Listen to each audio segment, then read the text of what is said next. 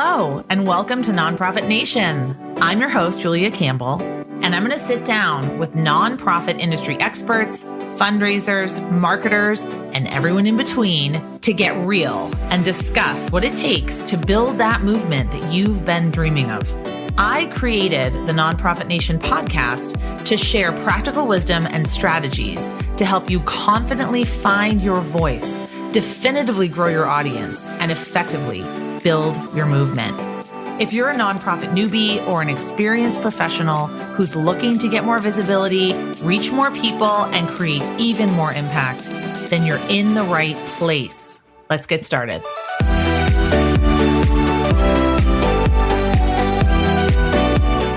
All right. Hello, everyone. Welcome back to Nonprofit Nation. This is your host, Julia Campbell. And today I am here with Samin Pogoff of Whole Whale. Samin is a creative storyteller at heart and a data analyst by training. She helps mission-oriented businesses and organizations increase their impact through data-driven strategy.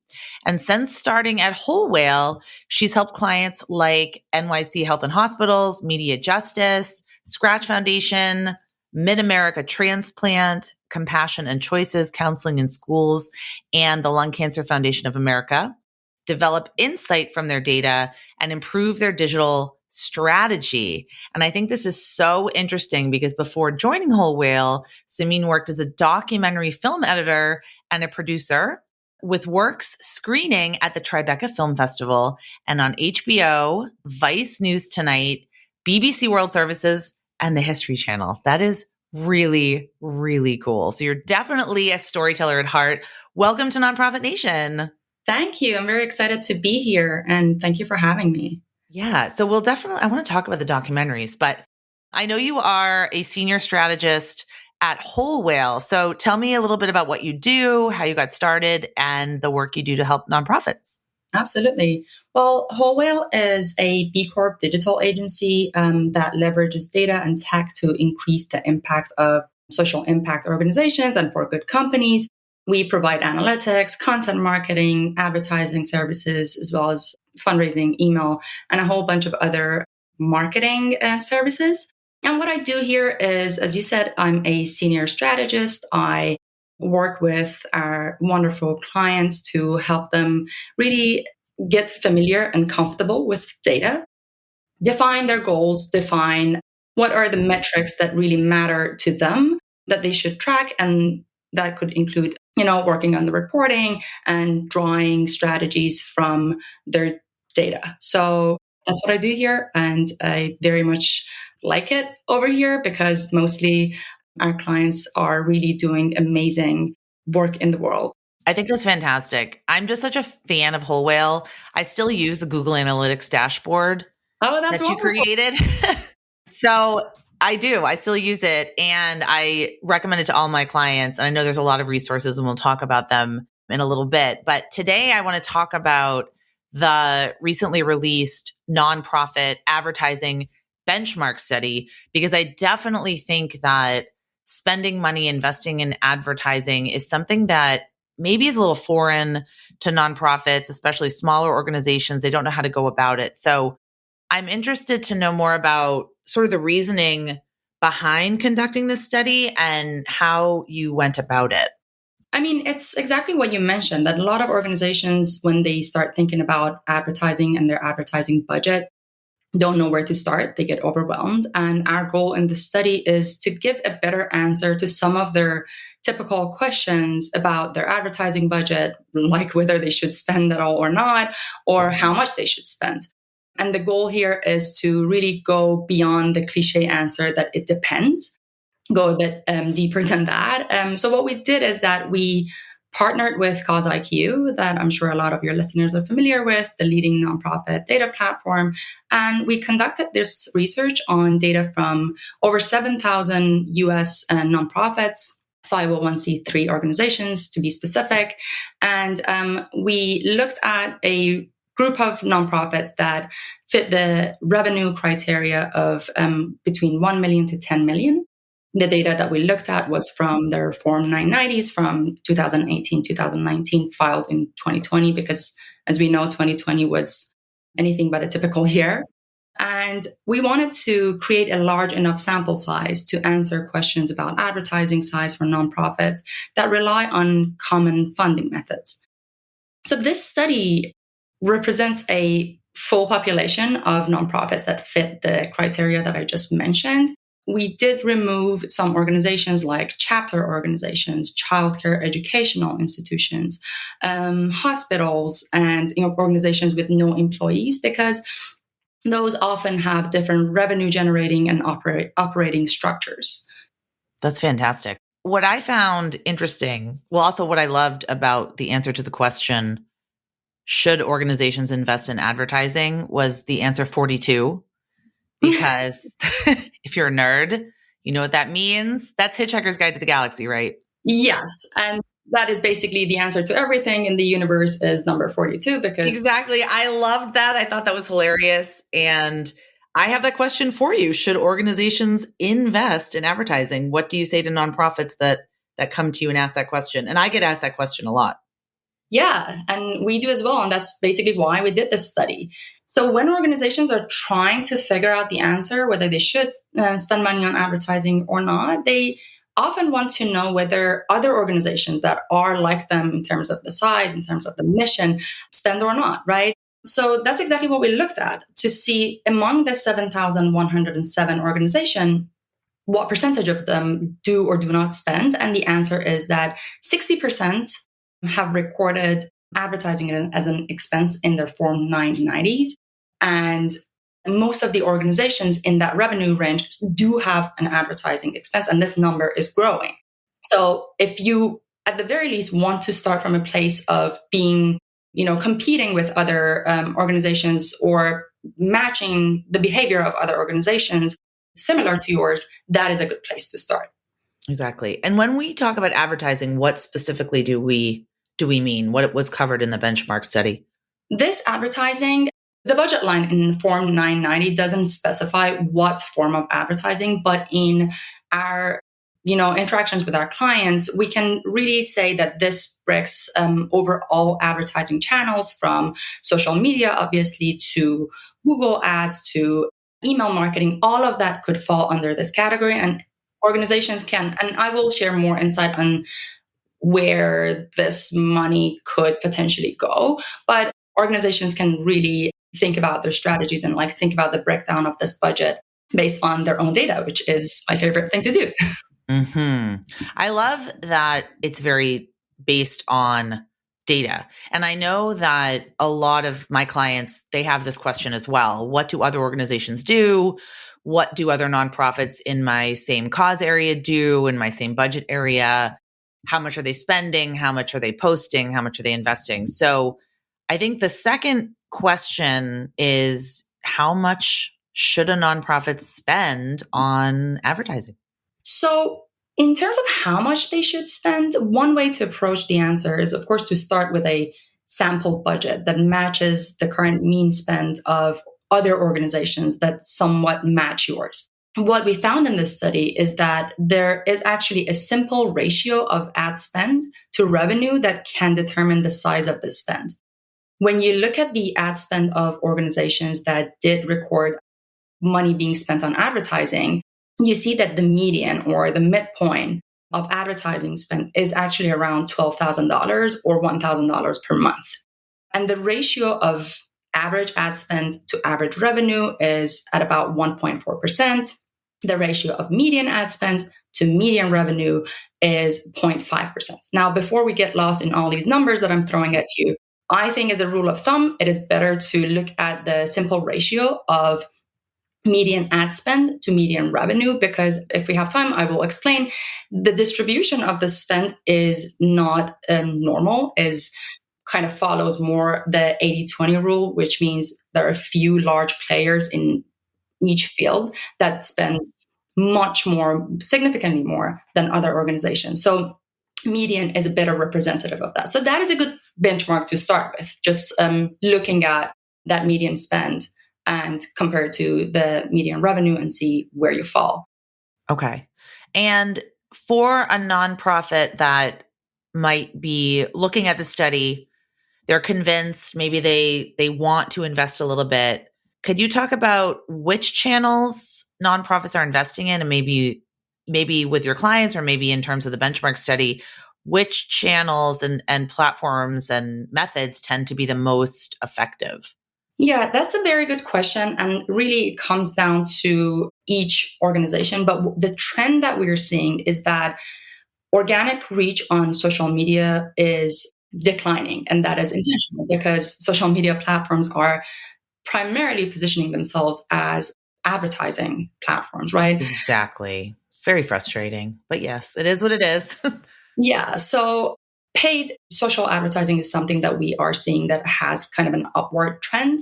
The other thing that we love over here is the Google Ad Grant that I'm sure a lot of your listeners are familiar with, but that is basically $10,000 of grant money Google gives to nonprofits that are eligible that can get nonprofits at least started with expanding their reach. And then, of course, there is email marketing that is a permission marketing. It's much more valuable when it comes to sustaining your long-term relationships with your donor base, for example. And we see much higher conversion rates there as well. So just basically because I'm very interested in social media. That's what I do. That's what I teach. Mm-hmm. Are nonprofits trending away from Facebook and Instagram ads and into maybe LinkedIn or YouTube or Google, or are they mostly staying focused on kind of the big major players? Nonprofits, like any other organizations on social media, mostly social media that is owned by Facebook, are moving away from organic because, like I said, the reach is quite limited. And then really depending on what it is that they're trying to achieve. Yes, often we see some move towards LinkedIn because LinkedIn might give you, capabilities to reach really specific targeted, if your services, for example, are in B2B. So it gives you a little bit of more freedom there. And email is getting big, especially with some of the privacy changes. Email is definitely one of the more reliable channels that you certainly can reach a higher potential audience and clientele. Do you see the changes in the recent iOS updates and privacy protections and data privacy trends? Do you see that affecting the efficacy of advertising in the future? Yeah, absolutely. And agencies like us have to, kind of be very agile, reacting to those changes constantly. And that is why always having some backup strategies like email or Google Ads and stuff like that, and breaking your budget into multiple channels and not putting all your eggs in one basket are some of the strategies that you can kind of find a workaround there. Absolutely. I always teach that. Do not put all your eggs in any basket, especially like you just said, the organic reach basket, because you can't control what the algorithm does. You can't control what social media sites are going to do you also can't really control what Gmail does and Outlook does and email clients do, but you have a little bit more control over that kind of thing than you do the social media platforms. So something I found interesting, one of the findings I really found interesting was that the benchmark report found that arts organizations lead the pack in advertising, and the lowest spenders, not necessarily surprisingly, are grant makers and giving services. So could you maybe talk about that? Talk about some of the more interesting findings in this report? Yeah, that is definitely very, very interesting. So we looked at these two codes that one is like NAICS code, the other one NTEE codes, but without getting too technical, basically they put organizations in larger categories based on their cause vertical, right? And what we found out is that when you look at these buckets, you see that performing art companies that include theater, dance, musical groups have a median spend of over $53,000. And a second group in terms of the median spend is the promoters of performing arts and sports and similar events with the median spend of over $49,000.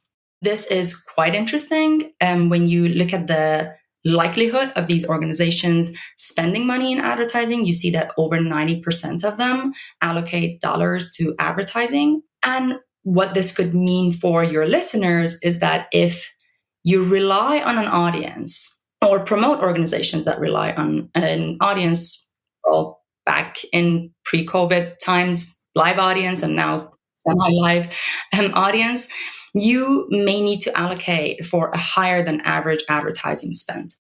And this becomes more pronounced when you look at the lower spend category, which, as you mentioned, is the grant making and giving services category. And their median ad spend is actually 0. And the percentage of organizations in this category that allocated money to advertising is much smaller. 75% of these organizations did allocate money to advertising, much, much smaller than some other categories like we just saw. And these organizations are more education and advocacy focused than most of the nonprofits in other cause categories that we looked at.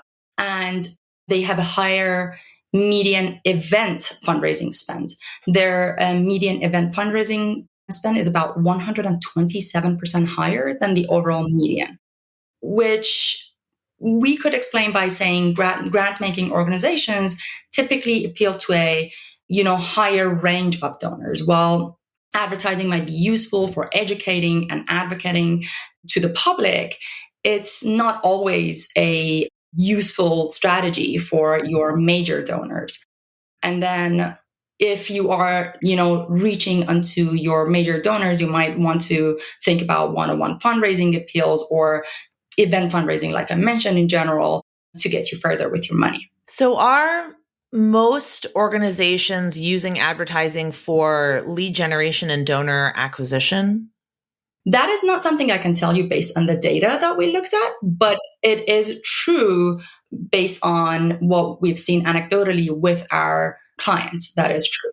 Yeah, that's what I see as well. So I think that's interesting about arts organizations. What trends have you seen in terms of political advocacy organizations? I know that has been a huge challenge for some of my clients, some of my course students, getting flagged for political or cause-related content on Facebook and Instagram. Do you feel like that number has gone up or gone down? And what are some of the trends around political advocacy? To be perfectly honest with you, I do not have the answer to that, but I have seen examples of our clients dealing with challenges around things that could very easily get tagged as political, even when it comes to, let's say, COVID vaccination and stuff like that, which when you think about it is really crazy. But yes, it is something that we have seen examples of it. I actually don't have the data on it. I think it's just interesting that it does seem to be something that a lot of organizations are struggling with, because I even had a historical preservation society be flagged as a political organization. So it seems like almost everything is getting flagged these days. So how do you recommend that nonprofits, just starting out or reading this report, how can they use these benchmarks to start creating their own advertising strategy? I would say start somewhere. Don't be afraid. Start somewhere. Start by, again, looking at that median spend. And there are multiple ways of looking at this data. For example, we looked at size of the organizations. We looked at the age of organizations. And you might be surprised that actually one of the biggest factors in determining whether organizations end up spending money on advertising or not is the year that they were established. I thought that was so interesting. Isn't it? And one reason could be that even though they have reported having less revenue on average, these newer organizations might be more tech savvy and generally more comfortable with leveraging advertising. So we could draw the conclusion that this is the trend. That is going to continue to grow. And again, to go back to your original question about how organizations should approach it, well, the study itself is available on our website that I really invite your listeners to go check it out. It's on wholewhale.com/advertising. And then there's a dashboard attached to it where you can really go and customize the data that you're looking at and draw conclusions from there based on the criteria that matters to you the most. Whether it's the cause vertical that you're looking at, it might be different for a health organization versus an educational organization, a social advocacy organization.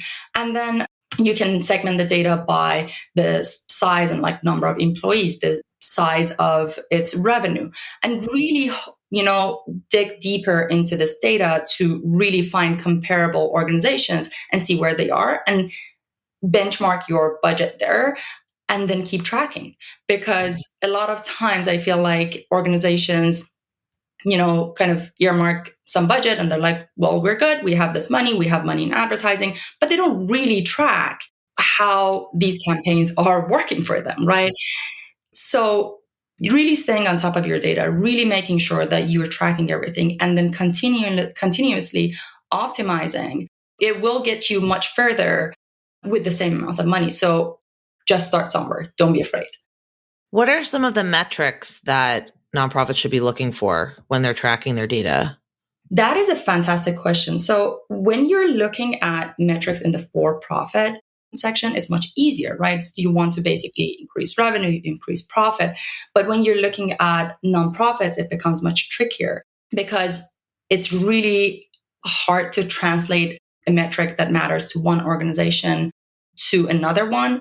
Some organizations might be in the educational and advocacy space. Those organizations might want to keep an eye on their reach and how their users, for example, are engaging with their resources and stuff like that. Whereas some other organizations that might have donation goals might want to look into their revenue because at the end of the day, that might be what you want to report back to your board. So really customizing those metrics is important for nonprofits, particularly because there are industry standards are not as standard as it might be in the for-profit section. Exactly. I find that too. So choosing metrics based on your goals, based on what you're trying to achieve.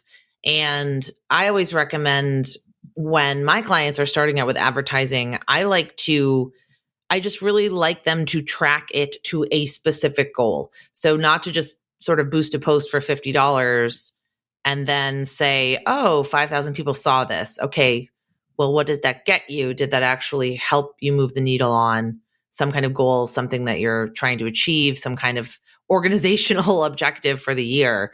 So really thinking more strategically about where you're putting your advertising dollars. So that gets me to my next question. What do nonprofits often get wrong when they're starting out with advertising? I think they get it wrong by not getting started.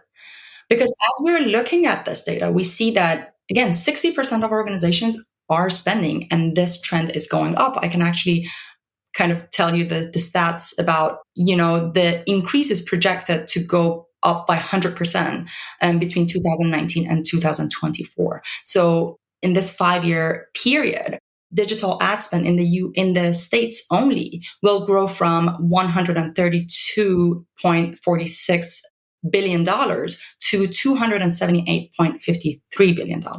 So just looking at those numbers, you see that it is a space where more and more people are spending money in, and you just simply cannot afford to be part of this game. Those days that nonprofits didn't have to worry about advertising, unfortunately, or I don't know, fortunately, the way you look at it, are behind us.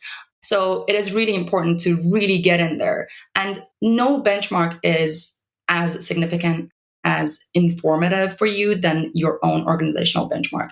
When you start somewhere and when you track, you see where you are, and then just set a benchmark, set a goal for yourself for the next year to improve from there. It's really as simple as that. Does a nonprofit really have to have like a full-time person to do this, do you think? That is actually a very good question and something that we looked into.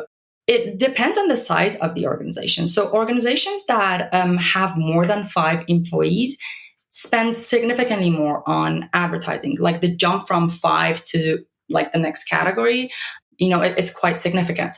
And that could suggest that, yes, you do need some, in-house talent, in-house human resource to run advertising for you, but it's not exclusive. It's not really all or nothing. And, you can get it done, or you can seek out, agencies that might be able to do that for you.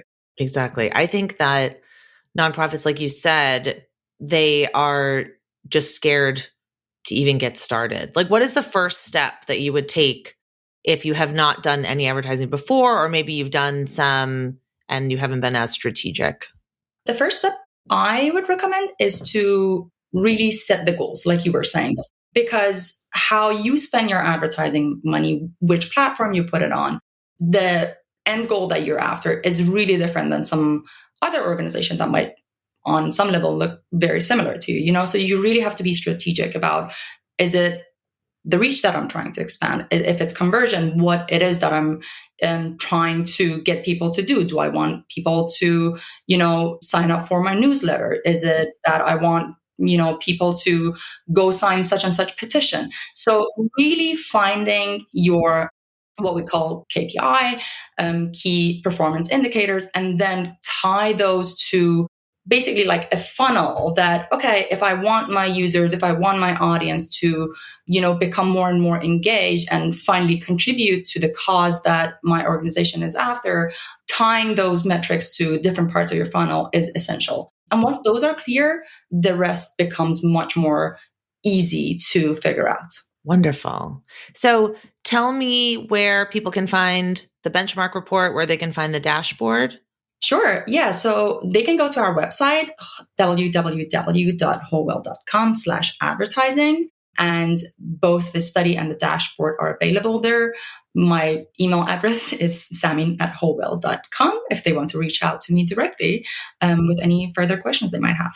Great. So, and we will list all of this in the show notes, and we will put Samin's LinkedIn address on there if you would like to connect with her on LinkedIn. Any last thoughts before we sign off? No, thank you so much for having me. This was really wonderful conversation, and I'm really excited for your audience to hear about this. This is just a place to start, and I'm sure we can build on what we have already here. So they're very exciting stuff, and thanks again. Well, check out the free report, check out the dashboard, check out Whole Whale. They are fantastic, fabulous people. And I really appreciate you spending the time with me today, Samin. Thank you. Thank you so much, and have a wonderful day.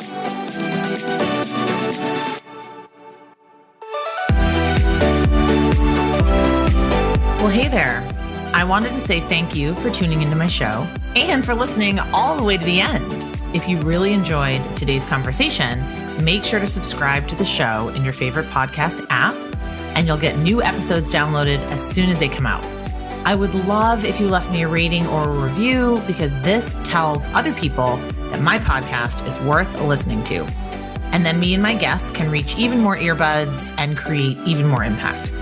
So that's pretty much it. I'll be back soon with a brand new episode. But until then, you can find me on Instagram at JuliaCampbell77. Keep changing the world, you nonprofit unicorn.